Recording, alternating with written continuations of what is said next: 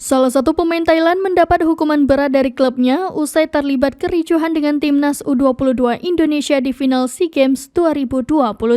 Federasi Sepak Bola Thailand langsung bergerak cepat menangani kasus yang terjadi di final cabur sepak bola putra SEA Games lalu. Seperti diketahui, keberhasilan timnas U22 Indonesia mendapat medali emas di SEA Games 2023 usai mengalahkan Thailand dengan skor 5-2 sedikit ternoda. Pasalnya, terjadi dua kericuhan dalam laga final melawan Thailand. Bahkan kericuhan itu mengharuskan wasit mengeluarkan 5 kartu merah dari kantongnya.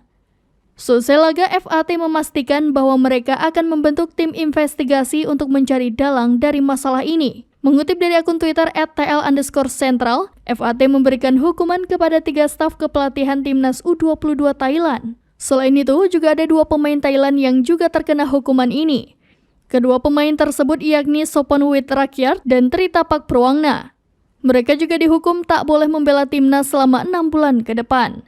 Naas bagi Tritapak, hukuman bagi dirinya tidak berhenti di situ saja. Pemain 21 tahun itu juga mendapatkan hukuman berat dari timnya yakni Buriram United.